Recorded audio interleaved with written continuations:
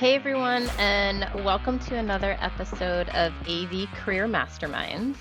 This episode should be airing right around shortly after Veterans Day. I think this is where this is gonna fall in with my schedule of the every other Thursday. But this is definitely going to be a fun outside of the box kind of thinking when we talk about looking for a job in the AV industry and kind of what that AV industry entails. So I have two guests today, which is a little bit different for us.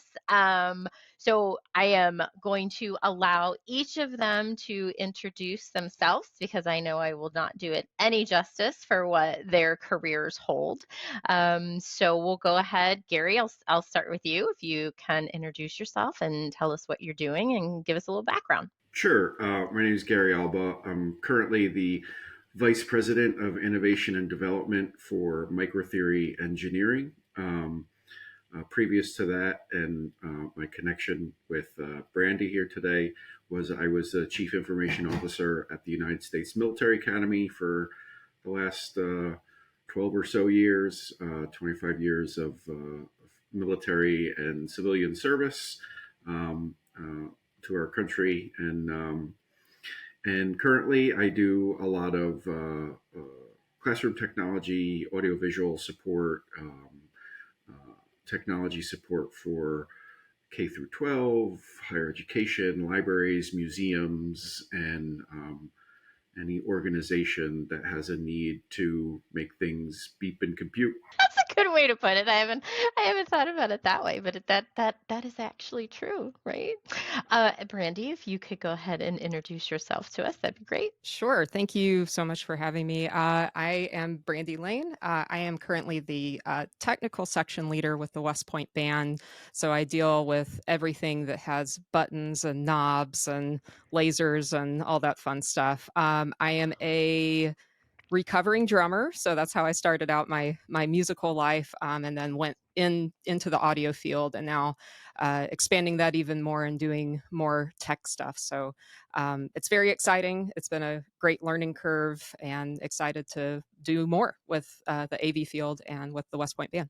So why do you say recovering drummer? Explain that because I saw the drums in the back, so I just didn't know if that was the your office space and knowing you deal with the band, if that so explain the recovering drummer part. That's interesting. Yeah, well, you see the drum set, but what you don't see is the big pile of dust that is on it. So yeah, I mean, I started out doing drums, mallets, timpani, all that kind of stuff. I was a music major in college, was on a music scholarship, but I was an audio major.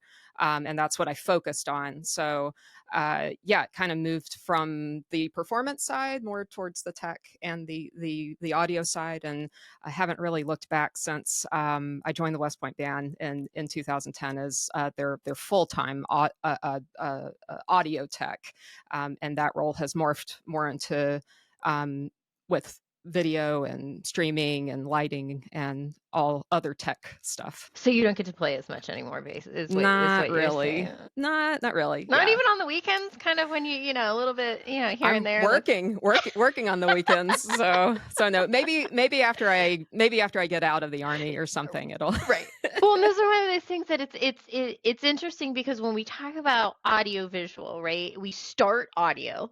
It's in the name, but everybody tends to go to visual. But people are forgetting that the audio portion does come from music. Right. So you're going to look at this and I know nothing about mixing boards. I know nothing about if I would have to do some type of a live event, sitting and mixing audio. I know nothing about that. I can do video, like so in a conference room, I can handle that. I could do audio and it's a Zoom or a Teams, but that other portion of it is part of this industry, and people I think don't realize that.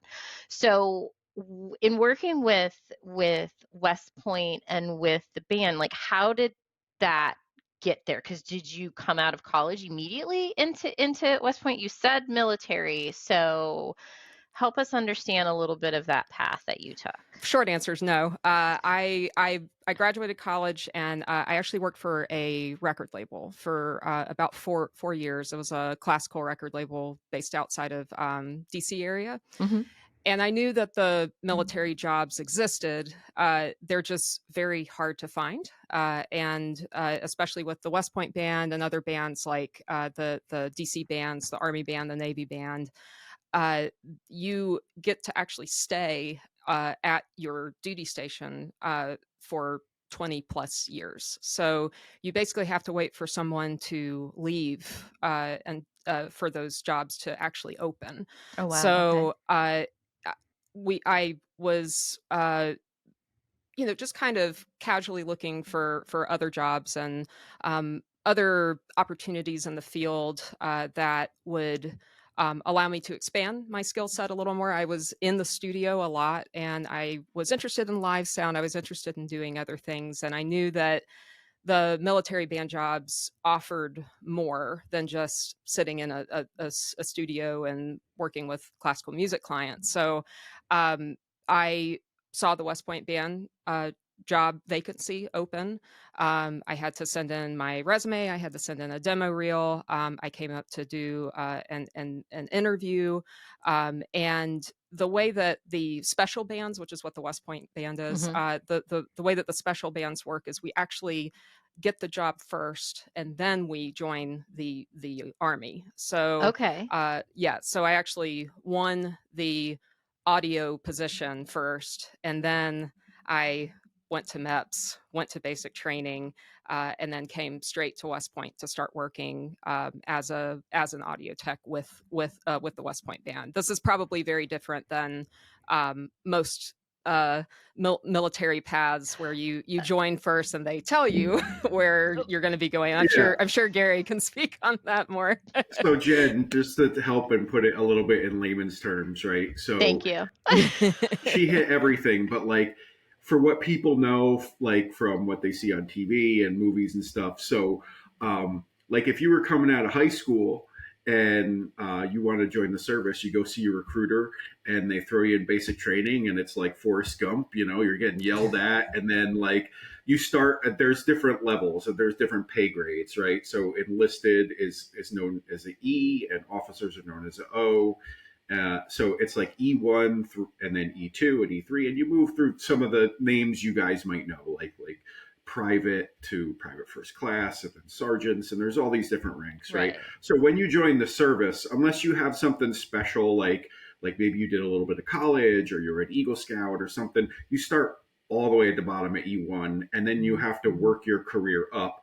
But there's a lot of those openings. Like if I want to, there's two kind of realms. There's combat arms and combat support. So if I want to do something where like I am on the front lines, where I'm jumping out of planes and like, or I'm shooting artillery, or I'm doing something like you see in the movies, that's combat arms. And there's a lot of those positions. But there's also a lot of positions in the service that people don't realize, like all the branches of service have like plumbers and electricians, Hmm. and they have nurses and lawyers and like military police, and that's combat support, right? But what Brandy did is like she didn't start at the bottom. She had to build a career and a resume, and it's kind of like going to like America's Got Talent or The Right. Voice or something. Like she had to have something to be able to fill that one unique slot, because the band only has like, let's say 50 or 60 slots, and those people are so unique that they can indefinitely stay there, whether they're like the First Infantry Band or the U.S. Army Band or the West Point Band. And those people that are like a flautist or a pianist, like a lot of those Right. people are in like other positions where I was in, the New York Philharmonic for 2 years, or I was doing this. And then, so she also, and correct me if I'm wrong, Brandy, you came in already as an enlisted, like in the sergeant ranks. So you came in as like an E5 or E6. So we actually entered basic training as a E4, and that's mostly because most of us have at least have a bachelor's. A lot of us Okay. have masters or are in the doctorate path. Okay. We definitely have a lot of folks who entered the military while they were finishing up their um, PhD or DMA or something. So yes, we start as an E4 because of our civilian acquired skills, which is what Gary was talking Hmm. about, where we typically have a full career before we join, and we're bringing that into the army in this case. We are accelerated to a staff sergeant level or a E6, and that's definitely one of the I guess the benefits of the special bands. There are regular bands Hmm. in all branches. They typically start out as a E4, Okay. and then they go through E5, E6. They don't fall under the civilian acquired skills. Okay. So yeah, there's two different paths with bands too, and I just happen to be lucky enough to be able to join one of these special bands, and been at the special band now for almost 15 years now. So very, very lucky. So, because I'm a mom, right? My son's 14. He's in high school. He's freshman in high school. So, and even when I was in high school, I remember the army, the military recruiters coming in, depending on what branch of the service it was for. They don't talk to you about this. No. They don't. They don't. And it from a parent, I'm like, oh my God, that's scary. Like my son's gonna Yeah. go in at 18 and he's gonna be on the front lines and all of this, but there's a whole realm which what it sounds like you've done and Gary, I don't know if I think your path was a little different, but Let me tell you to keep Brandy out of trouble on this. So Brandy is still you're a master sergeant right now. Yes. Okay, so Yes. she holds the rank of master sergeant and is still an active duty army person. And I can say some things that are a little different because I've been out of the army. I served 8 years and just retired as a my 25 years of civil service. So I could say a little things a little bit more critical of the army than she can. I'm not listening. Yeah. So recruiters, and I loved all my time in the army. I enjoyed everything I did. But some of the recruiters, they get like a sheet, and they're like, "Hey, like X amount of people through attrition have left the army in this job." So we need these type of people. Right. So a lot of times they don't go to someone like your son and say, "What do you want to do?" They try and like a little bit of the used car salesman of like, I got too many Fords on the lot here. I need to sell Fords. Let's push the Fords, right? So hey, we don't have maybe enough cooks or enough artillerymen or enough mechanics. So they try and it's also you have to take the Armed Services Vocational Aptitude Battery, which Yeah. is known as the ASVAB. So it also depends on what your ASVAB scores is. So they'll have a sheet after you take that ASVAB, and they know like what your math scores are, your engineering, and you qualify for certain jobs. When I joined the service, there was like a tagline. There was 212 ways to become a soldier, right? Mhm. So there was 212 what we call MOSs or military occupational specialties, and they will try and pick you based on what your ASVAB scores are and what the needs of the army are. Some young men and women go right in there and they're like, hey, I really want to be a lawyer. I want to join the JAG Corps, and they're very um, distinct on like the path that they're going to take. And some people are like, hey, I want to see the world. I want to get some of my benefits. I don't want to live at home with mom anymore. And then Yeah. they're like, all right, whatever, here's a couple options, whatever you want to do. Right. Yeah. So, and that's how like Brandy had already had a career and then joined into the army. I went to college also. I didn't join the service until I was 22. So I was a little bit more mature than some of the people that I had signed up because I had like 17 and 18-year-old kids next to me. Like, and when Brandy was going through basic training. I'm sure, like, because she already had her career, she's in her like mid to late 20s, Yep. maybe even, some people I've seen all the way up to like age 30, Yep. that are going through basic training, which, like, it's a whole different experience than that 18-year-old kid that just graduated high school. So then, is basic training regardless of the position?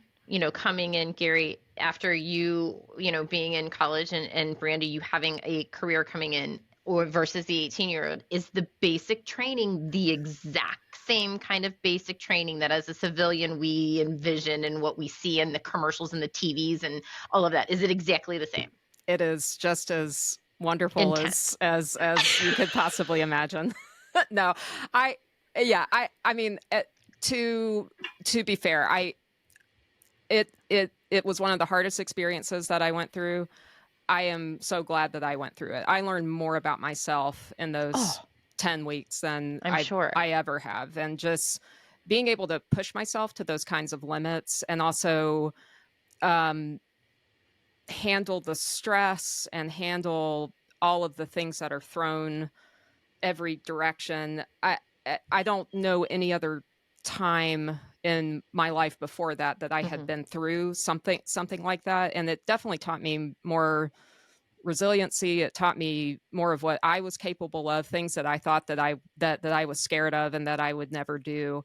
I got to experience a lot of that, and it definitely has helped me throughout my life, my career. And I think a lot of the things, even though basic training was now like a long time ago, Right. I still think about a lot of those things that we learned, some of the basics, a lot of the values, and a lot of that I put, you know, when I'm uh, teaching, when I'm working with other people, a lot of those values have carried over. So as intense as it is, yes, it really does teach you a Mm. lot.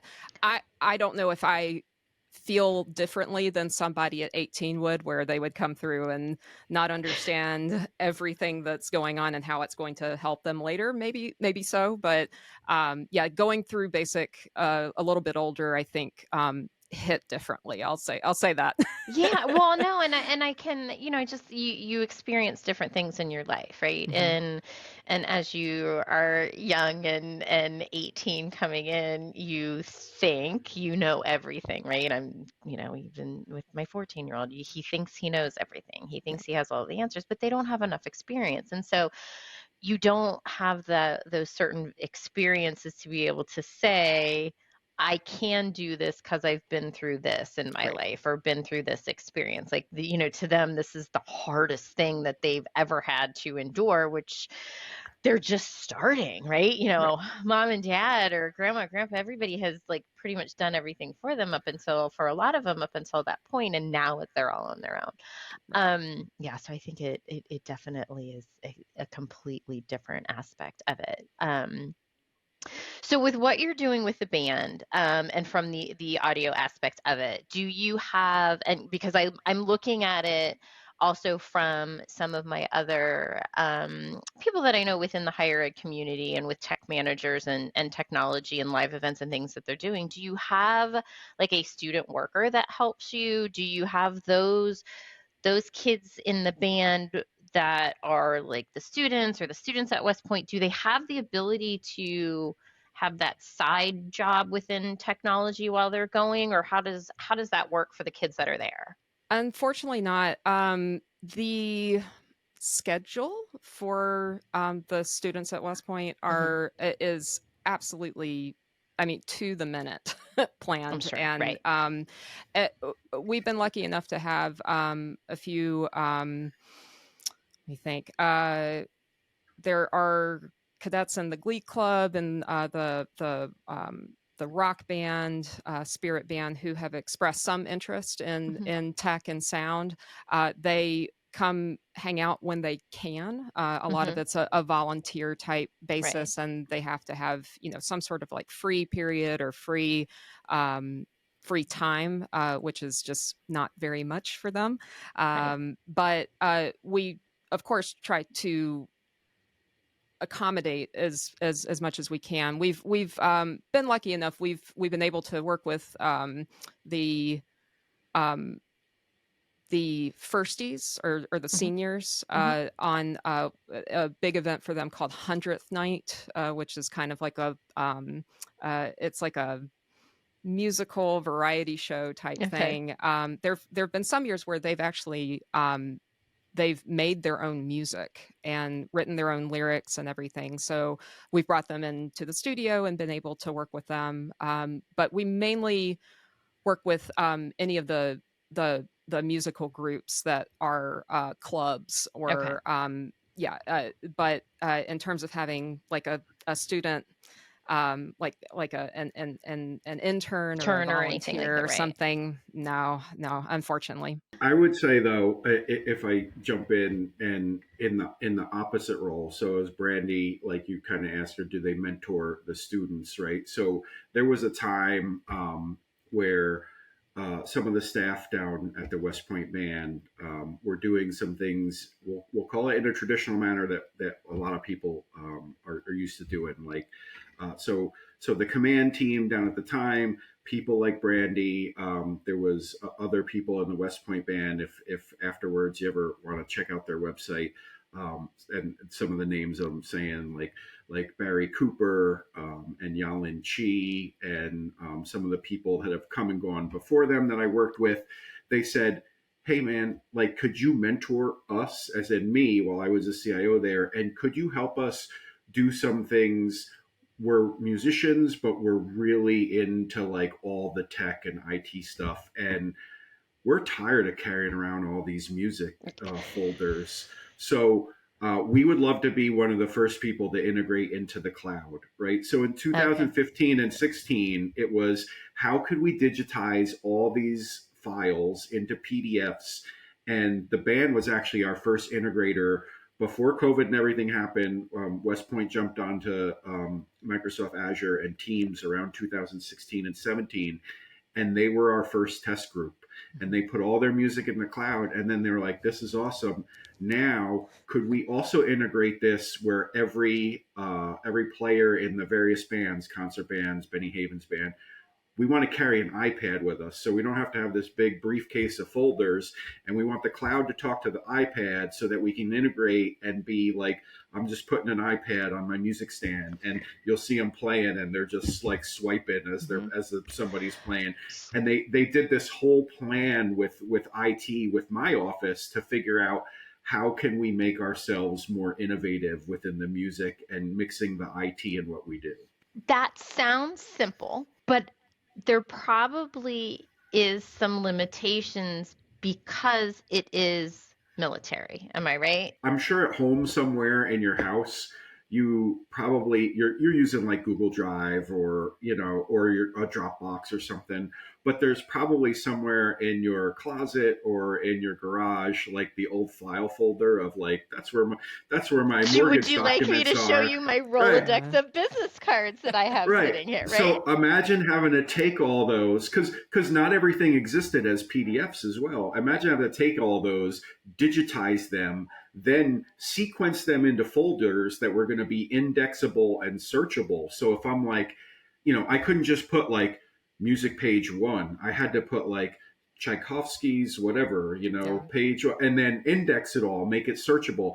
And they were not only willing to be the first participants of that, but like Brandy and some of the staff at the band also, when this had to happen, I said, look, I know you guys aren't IT people, but in order to get IT access, because of some of the security regulations, because of the military regulations, like I hold a master's degree, I hold a CompTIA Security Plus certification, I hold a CISSP. You have to get those too. And Brandy was like, sure, send us to school, we'll do it. And all the staff down there were like, they were passing the exams faster than my IT people were passing the exams, and I was like, all right, let's, like, whenever we have something cool IT to do, I'm going to the band from now on. Yeah. Right. So let's look at this from now the aspect of since you have had a degree, right? You have been through college, right? Right. Yeah. What is the for anybody that's out there, right, that's trying to say, I want to do something and I want to be able to have some type of career, whether it's audiovisual, whether it's not audiovisual, right? I have this degree, you're like you said, a cook. Like I've gone to school and I'm a chef and I'm all this. What is that? What does that path? Where does somebody start if they say, I want to do this. I want to be able to give back to the country because you still are, regardless of what you're doing, Yes. you're still giving back. What is that? What does that path look like and what are some of those additional benefits that I'm going to be able to do? You would talk to what's called a liaison. So they are the ones that are responsible for basically getting you the information about the bands. All service branches have them, and you audition. And then going through the regular army band field, you would basically fill a position in a band where they needed it. So that may be um, down in Texas, that may be um, in Alaska, that may be in Germany. So wherever there are openings, that's where they send folks. And the soldiers in the regular army band field typically move around every 3 or 4 years. For the special bands, you basically have to wait till a job vacancy opens, and that band will post it. And then at that point, you are dealing directly with that band, and their people help, with telling you where to send your packet, and um, let you know if you made the finals, et cetera, et cetera. So a couple different path options, but I think just staying in LinkedIn with the either the Army band system, the Navy band system, Air Force band system. They all have opportunities, and they do a good job of linking in with music schools, and just trying to get as much information out there as they possibly can. But there's unfortunately not like a tried and true way. You just kind of have to see what's out there. I always tell my students with everything, not only with the music field but with the audio field too. I mean, is never to limit yourself. It's any job that you think may not be worth it. That's your first problem. Every job is worth it. You're going to learn something, whether it be uh, getting coffee for a engineer in Nashville, or whether it's working on a cruise ship, whether it's working doing archiving for somebody. You're definitely going to learn something, and a lot of it has to do with learning how to work with people. There's a lot of people out there that have the tech skills and they have the training. Um, Talking to people and working with people is what can separate someone getting hired versus someone that doesn't. So I think just keeping that in mind as you're looking for the opportunities, especially in the AV field. I think making sure that you are ready to talk about how you work with people and how you work in high stress types of situations. I think that's probably the most important thing to be confident with when you're starting to look into different jobs. And I would just say too, like there's some additional caveats here, and like if I'm applying for an AV job for like a major corporation like a Shure or a Sennheiser or Crestron or Extron, like I don't have to be physically fit in the same manner that you do to join the military, right? Right, So right. Brandy can still kick anybody's butt in like the in the 2 mile run and like her bike, push-ups and bike, bike, yeah, bike yeah. now. And but like there's some age restrictions. There's some like some of your health background. Like they don't take certain people that have major health limitations and stuff. Right. So that's where there's a differing thing. But like I was in that chair once too, and like it's if you're going in that route to go into the military, I mean, the military has great medical and dental and life insurance, and most of the time you don't have to figure out what you have to wear. They dress it for you, right? It's great job skills. It's great networking and friends that you get a bond with, that like you go through some things. We're an 100% volunteer army. There's no draft, right? Yeah. So since you're giving up part of your life towards service to your country, you get benefits back for that. So whether it's like your educational benefits, or a 10% discount at Home Depot because you're a veteran, right? Some Right. of that is like, thank you for taking Yes.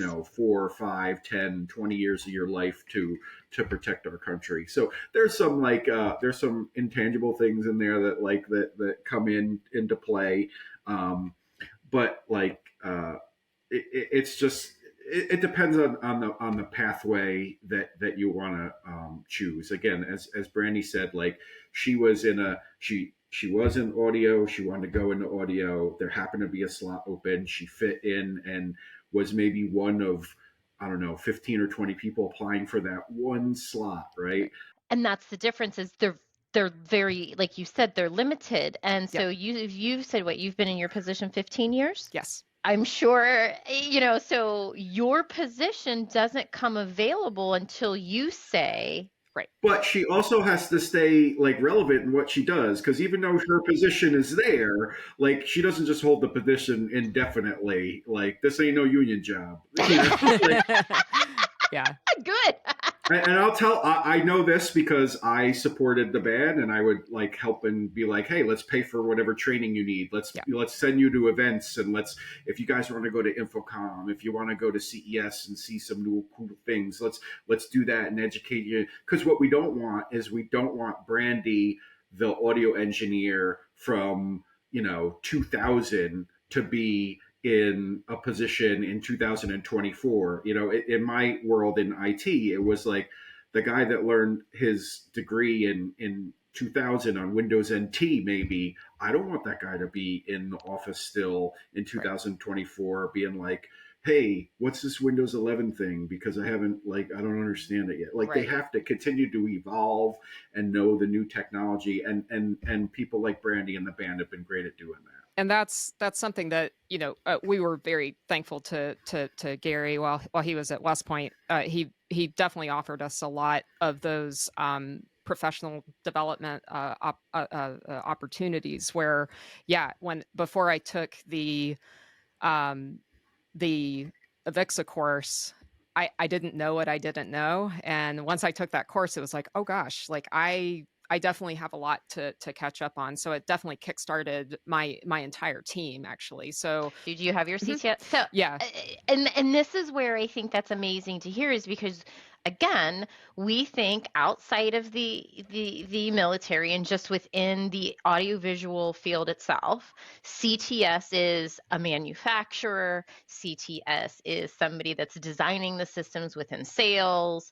Some of the a couple of the higher ed organizations are sending people to get their CTS because they're working in the technology department, or the CIOs, or the information technology, whoever's handling the technology that's going in. So that's amazing to hear that you were able to, and had somebody that said, we want you to be able to do this, and know Avixa from, and I'm going to say it, Avixa in the way that it's within the military, because I've been through Infocom. I don't know if you walk around in plain clothes, if you're there, or if you're supposed to be in you know your dress. I have no idea. So I'm looking at it from an aspect going, there's just regular people, right? Yeah, and I would say some of what the way the military has changed, and whether this is Army, Navy, or Air Force, um, probably like 70s, 80s, like we'll talk after post World War II Korea and stuff. Like there was still the age of computers. A lot of stuff was proprietary, right? So the Army would build a computer system, and it would be the Army's computer. Right. And then if I was a computer technician, I got trained and I was certified by the Army to learn the Army's computer. Right. When I joined the service around, I won't say the year, but Yesterday. yeah, A few years ago. It's Few fine. years. and I joined, it was like, oh my God, we need all these new computer technicians. I went in my, you go through basic training and then you go what's called AIT, or your advanced individual training. And that varies from like different, like if you're going to be a cook, maybe you're only in school for like 3 months. So my AIT was 1 year long, and there was 250 of us in one class, right? Wow. And it, because they're like, we need a lot of people, and this is a something, there's going to be a bunch of people that fail out, and we're probably going to get like 100 good IT people, right? And the first thing we did was we went through Microsoft school and got our MCSE, and then we went through Cisco school and got our CCNA, which are different certifications.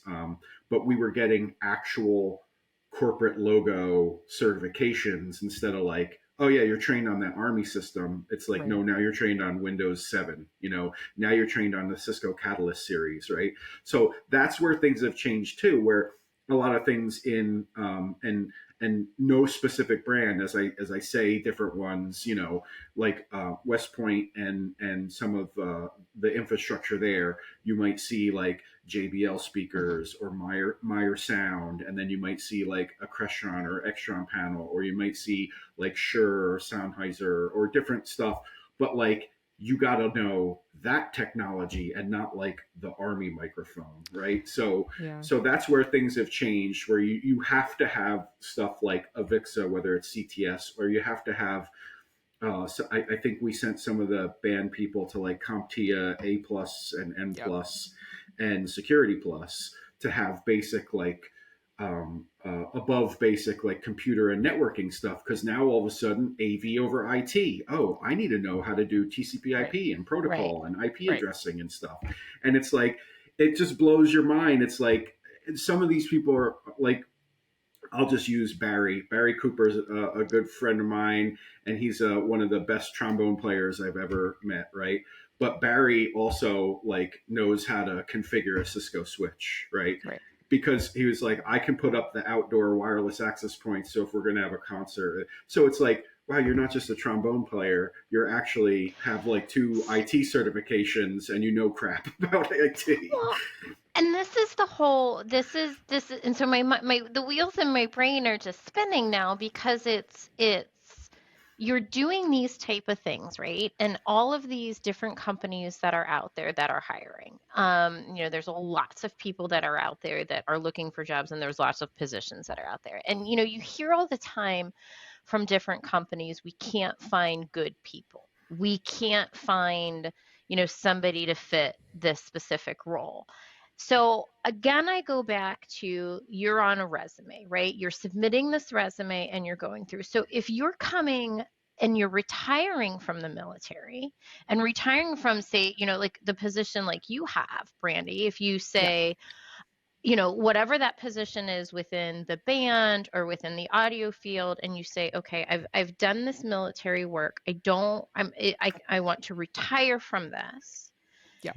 And, maybe they say, because you've been in one position, at one location, I want to go into sales. So whatever that case may be, a recruiter's looking at a resume and they're not seeing certain things, which I Right. think is for someone coming out of the military and trying to get back into being into civilian work, that could be um, disheartening, right? Because now you're looking at this and going, if I'm on two pieces of paper and that's all I'm doing is looking at two pieces of paper, and I see person one has all of this that they've done, right? They've worked for this company and that company, or done this project or done that project, and then they see somebody that could be just like, working in the military, and how do they do that? Like, what do you have for some recommendations? I don't know, Gary, because since you've been out and now you're working, with an audiovisual company, like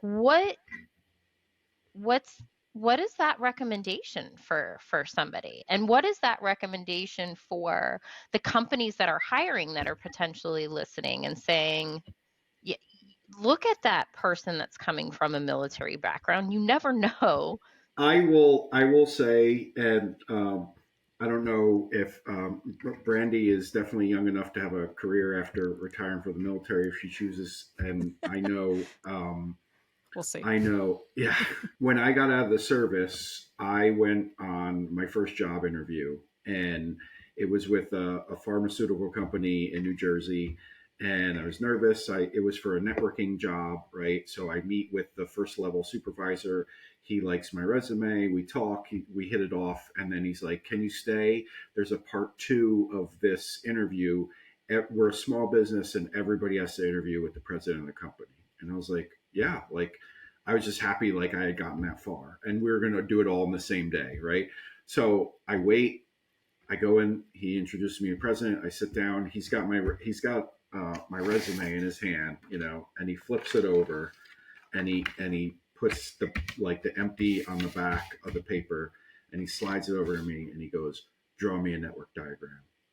And I was like, okay, like what type of network are you looking for? And like, do you want to see all the OSI layers and stuff? And he goes, I don't know, you tell me, right? And I was like, it was a little intimidating.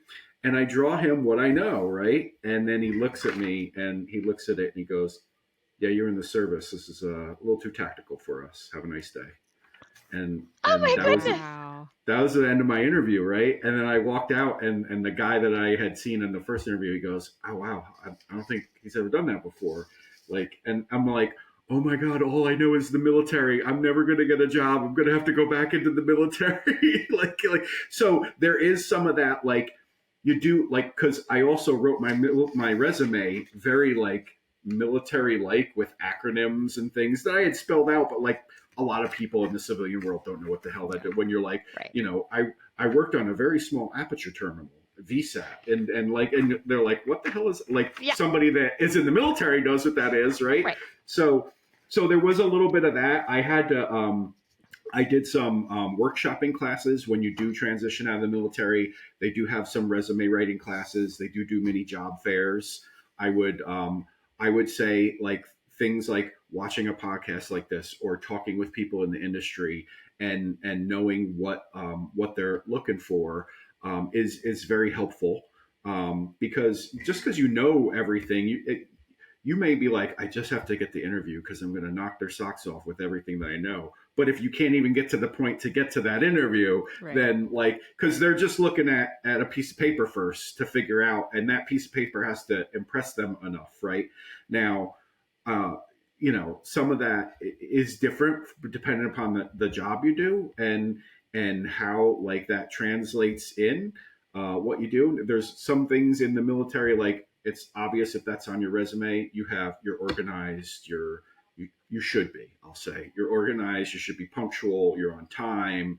You know you know how to lead men and women, regardless of like sometimes you're a low level person. You can lead a platoon or a team of like 5 or 6 people.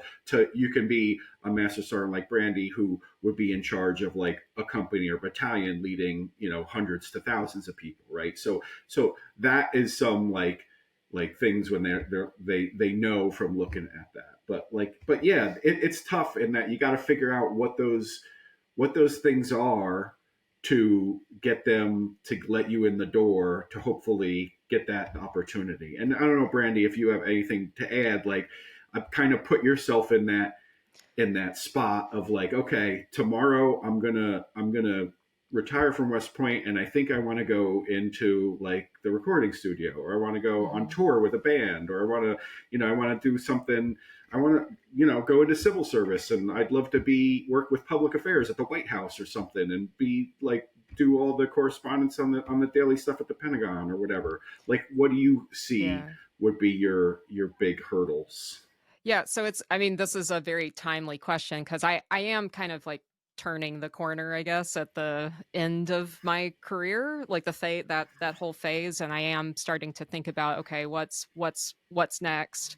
I think one thing that the military does give you, and Gary touched on it some, is yeah, just the management and leadership skills that you can't say, or you can't necessarily claim as a free a freelancer or a person who is just on contract from job to job to job.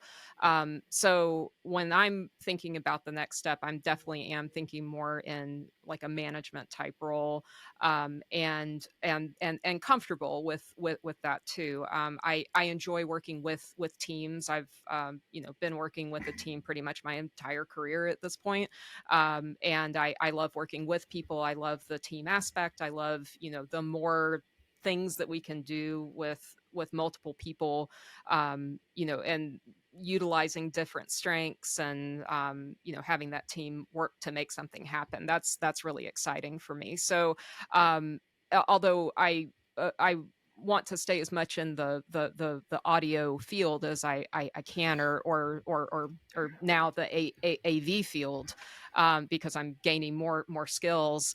I see myself more as in a supervisor, over an entire team versus actually like. So you, like the salesperson, yeah, Right, like the right, sales or the rep or working with. right. It's that transition to be from going from like a blue collar, like I'm working, to now a Yep. white collar, I'm an executive and leader of the workers, right? So you've transitioned up, and that's also a lot of, in the military, we'll say, the enlisted corps, which are non-commissioned officers, right, are the worker bees, we'll say, and then the officers are the leader of men and women, right? So there's less officers, more enlisted, right? But then as you go up in the enlisted ranks, there's less of those ranks, and so on. So you also have to like show and explain some of that stuff, because if Jen, you're interviewing me or Brandy today, and she's like, yeah, I was a master sergeant, and I'm like, yeah, I was a specialist, like I was a E4, like you don't know what the hell that means. Right? Yeah. So like so the level like of that you led people, and and how you led people, and how many, and what the impact was, also to have an understanding of like, I don't want to leave the service and go into a worker bee job. Like, I'm at a level now in my career, I want to be a junior level executive, or a mid level, or a high, that sort of thing. But one thing we are, at least in the West Point band, using is we're trying to align the terms with what the rest of the field's using. So we have project managers, we Mhm. have directors, producers, all that kind of stuff. So I feel pretty confident when I'm making my resume for that next step. Those are some titles that I can use, and I do have the experience of those roles within the West Point Right. band, and I still feel comfortable doing that outside of the Yes. West Point band too. So yeah, A- I'm happy with how we're trying to align those. and which is good, I think, because I think, like you said, Gary, that's the hardest part is when you're applying for any type of other job out of the military. I don't know what any of those mean. I when I worked for a manufacturer, one of the guys that I worked for that handled federal government sales, he was in the military, and as a former teacher, I know the levels of teacher, tech director, superintendent, but the buyers, right? Who are the buyers, and who are the teachers? He would say, oh, based on, and I know I'm going to not say this right, but based on the little stripes or wherever, he knew what level they were at. And he would say, oh, that's like the teacher. That's Right. like, the principal. That's like, so he understood all of that. So he was perfect when we would go to the different type of trade shows that were geared towards something in the military or for the federal government. He knew. So I just, Yeah. helped you the show of it, and he talked to the right people because I have no idea. But the fact that you're now being able to transition and have some of those same kind of titles, which for coming out are going to be very helpful, I think, for everybody. That's awesome. What I will say, and I'm I'm sure I'll get nods from Brandy and on this, and we have a message on this together, and it's a little bit of a serious message, and because I know this is like a very lighthearted podcast, but what we do want is for anybody that is a veteran to know how to do that transition, know what resources are out there, because there's some scary facts out there that the highest homeless rate right now is among veterans, right? It's people that transition out of the service and they really don't know what to do with themselves, and they maybe take a bad decision or a wrong path, and we don't want any more veterans to have to be in that situation and be without without the things that they need to be able to have a home and have a lifestyle that any other normal person can have. And on top of that, then some of the when you don't transition, you get into homelessness.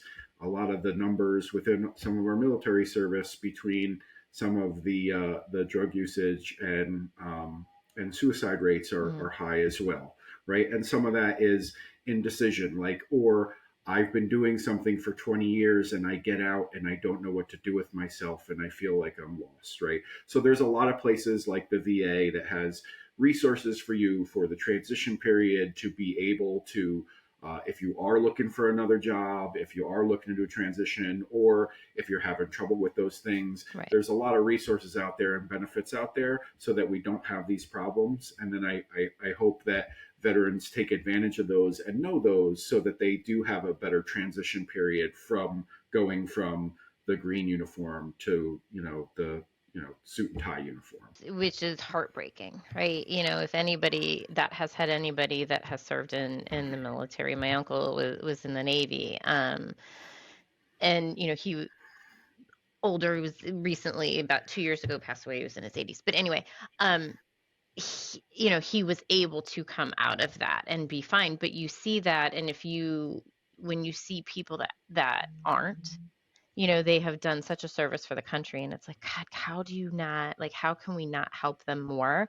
A lot of times I think they're afraid to ask for help too, and that's a stigmatism that with anybody, you need to be able to raise your hand and ask someone for help regardless, military, non-military. Right, and I think, I mean, the work aspect is just one part of it. I mean, it is a lifestyle change, and that's something that I know that I am struggling with thinking about, in the next 5+ years. Like, my entire life Right, is going to change. What I've been used to for 20 years is going to look completely different. right, And that's where I think, definitely mental health's a big thing, and also just, being able to, yeah, as Gary said, take advantage of as many options as possible. I mean, there's the GI Bill. I've taken advantage of some of that, with getting my master's hmm, while I've been in, and then I plan to use, uh, what I have left, after that. There's a skill bridge, which allows, of soldiers that are getting out, some sort of internship opportunity, to, uh, at least get into the right. workforce before getting hired. So, there are resources. I definitely, hope that there will be more that come about in the next 5 to 10 years, because I would love to take advantage of them. But Right, right. but yes, I think definitely, being confident enough to seek those out, and also, making sure that you're taking care of yourself first. That's a big thing, because, Yeah. yeah, it's I I don't know firsthand, but I know from others it is, very difficult, just coming out of an entire life that, you now need to It take a hard turn and do something else. it's the same for anybody. If that's worked at a company for years and all of a sudden, for whatever reason there were layoffs, company closed or whatever, now you have to transition. Everybody, goes through it, and we're all regardless still afraid to kind of raise our hand and say. So, um guys, I could continue to talk because I think this is such an important subject. But I want to, I know our listeners are probably, their wheels are probably turning on different things that as an audiovisual industry we can do to support the veterans that are coming out and help them also get careers and jobs within the industry because they're there. I think regardless, some of the veterans that are coming out are probably going to be amazing in this industry for management and leadership because they can help all of us the young ones that are coming in, get a focus and ensure we're doing our jobs the way we should be doing with our customers. So, but thank you both. So one thing we want to know is how can we get a hold of you? So if anybody has questions about getting in, right, and doing certain things, understanding, Brandy, what you're doing with West Point's band, Gary, what you're doing, how can we get a hold of you? I'm on social media on all the major platforms: Instagram, LinkedIn. My last name and first initial, so Alba G, ALBAUGHG, at Alba G. And then for my company, it's at Micro Theory ENG for engineering. Again, on all the major platforms. I know Brandy's going to tell all the things that you can find West Point as, but as a child born and raised at West Point, grew up there too. If she doesn't mention it, I'm going to. They have an awesome summer concert series. It's free, open to the public. I think they still do it, but I know when I was a kid, they used to, at least at one of the concerts, do the 1812 Overture with like the live cannons. They do a great concert with 4th of July and the fireworks. And there's just like so many opportunities to see them, whether they're performing locally within up and down the Hudson Valley. You may see them on TV. Sometimes they perform at the NBA Finals, they perform at the Super Bowl, they perform at all these different events because they are a world-renowned band. So if you have the opportunity to see them, I know as she gives you their social media, go out and see them. There's all different types of band. There's a jazz band. There's a Hellcats. There's a concert band. There's everything. It's awesome to see, and it's usually free when you go to see them. Wow, we're gonna have to get you a T-shirt or something, Seriously, Gary. My right? gosh, you're our biggest fan. I love Biggest this. Thank supporter. you. No, Yeah. everything he said is absolutely true.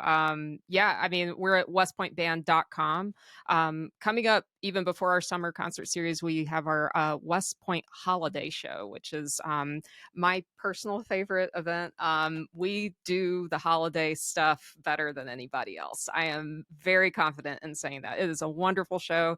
It's at Eisenhower Hall Theater on West Point on campus on base at West Point. So we encourage everybody to come to that. It's free. It'll be the first Saturday and Sunday of December. So I think that's the 5th and the 6th. I'm not looking at a calendar at the moment, but yes, but our summer concerts are also amazing. Summer 2025 will be the Army's 250th birthday. Yeah. So we're going to do a huge event for that. That'll be on July 4th, which is a Friday. So that'll be at Trophy Point, which is also at West Point. Personally, you can find me at Brandy Lane Audio, and I try to post as much as I can with West Point stuff and just some other personal stuff that I'm doing. So feel free to look for me there. And yeah, we look forward to seeing folks at our West Point holiday show. Oh my gosh, that'd be, yeah, now that I know, that'd be amazing. I have to, at some figure out how to take a trip up there and get to see it. And guys, thank you so much. I thoroughly appreciate you taking the time and being on. I know that this is going to be an episode, I think, that's going to, resonate with lots of people. And hopefully we can do something to help those that are coming out and get into this crazy world of audiovisual that we all love and dear so much. And guys, remember, we are all more than words. Thanks again. The network for the AV industry. What are you listening to? This is AV. This is AVNation. This is AVNation.